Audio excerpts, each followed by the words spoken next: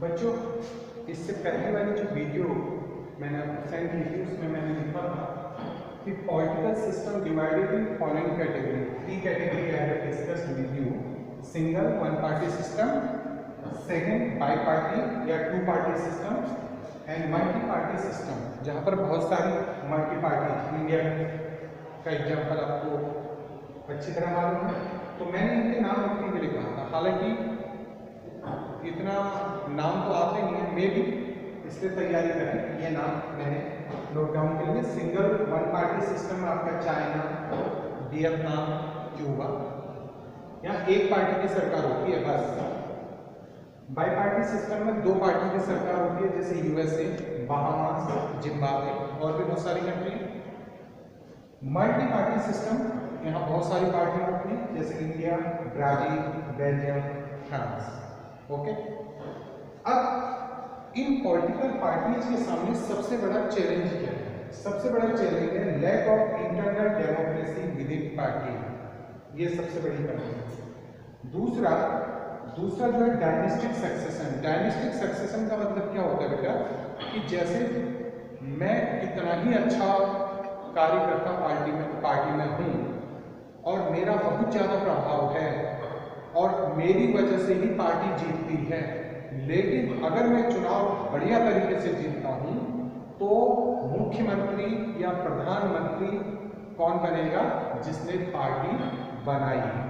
ये dynastic succession चला है कि जिसने फाउंडिंग की है, जिसके परिवार वालों ने उसको फाउंड किया है, फाउंडेशन दी है, वही पार्टी का मेन उम्मीदवार होगा। तुम कितने ही अच्छे कार्यकर्ता हो, तुम्हें मुख्यमंत्री या प्रधानमंत्री बनने का चांस नहीं मिलेगा। तो ये डायनेस्टिक सक्सेशन की प्रॉब्लम भी पॉलिटिकल पार्टीज के लिए बहुत बड़ी चैलेंज है, राइट। तीसरा मनी एंड मसल पावर। आजकल लोग पैसा देकर, आजकल लोग किसी भी तरीके से चुनाव जीतना चाहते हैं, चाहे वो पैसा बांट के करें या किसी को डरा धमका के मारपीट के करें। तो इस तरह की जो प्रवृत्ति है मनी एंड मसल पावर की, ये भी पार्टी के लिए बहुत बड़ी चैलेंज बनी हुई है। ठीक है, नेक्स्ट आता है no meaningful choice for voter. अब कभी कभी वोटर कुछ और चॉइस मांगता है, पार्टी कुछ और चॉइस दे पाती है, या कभी कभी हो सकता है जो चॉइस वोटर मांग रहा हो पार्टी नहीं दे पा रही हो, तो फिर वोट मिलेंगे, पार्टी हार जाएगी। तो ये भी एक बहुत बड़ी चैलेंज पार्टी के लिए है। तो मैंने 4 challenge, lack of internal democracy within party, dynastic succession, money and muscle power, no meaningful choice for voter, ये 4 चैलेंज मैंने आपको बताया। अब इनसे सुधारा कैसे जा सकता है? सबसे बड़े इस पॉलिटिकल पार्टीज के अंदर जो ये कमियां हैं उनको हम कैसे इंप्रूव कर सकते हैं?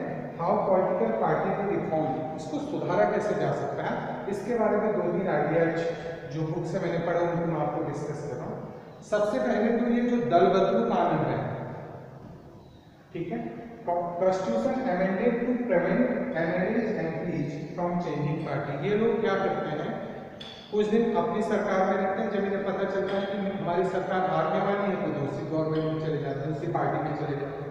तो इस तरह का एक कानून बनना चाहिए जिससे कि जो एमएलए या एमपी जिस पार्टी में है, हारे या जीते उसी पार्टी में रहेगा। ऐसा कोई कानून बनना चाहिए, एक चीज। Second, orders to be pass to reduce money and muscle power. और ये जो मनी एंड मसल पावर का यूज पार्टी करती है चुनाव जीतने के लिए, एक ऐसा ऑर्डर आना चाहिए कि कोई भी पार्टी इस तरह से मनी एंड मसल पावर का यूज ना करे। ठीक है, next, election commission pass an order for the political parties to hold their organisational election and file income tax. अब तो बहुत सारे चेंजेस हो गए हैं जिनमें उनको अपनी प्रॉपर्टी का ब्यौरा देना होता है। तो उस समय जो बुक्स, जो हमारी एनसीईआरटी की बुक है उसके अकॉर्डिंग एक ही था कि कम से कम उनको जो पार्टी, जो मेंबर चुनाव लड़ रहे हैं, उनको अपनी इनकम टैक्स तो फाइल करना ही चाहिए, इनकम की जानकारी तो देनी चाहिए। लेकिन आज ऐसा तो नहीं है, आपको बहुत सारे इम्प्रूवमेंट हो चुके हैं और प्रॉपर्टी का भी डिटेल आपको देना पड़ता है, अपना क्राइम रिपोर्ट भी आपको देनी पड़ती है कि आप कोई क्राइम कर चुके हैं या पुलिस की निगाह में आप कैसे हैं। समाज की निगाह में आप कैसे इंसान हैं। तो ये चैप्टर हमारा यहाँ पर फिनिश है। Thank you.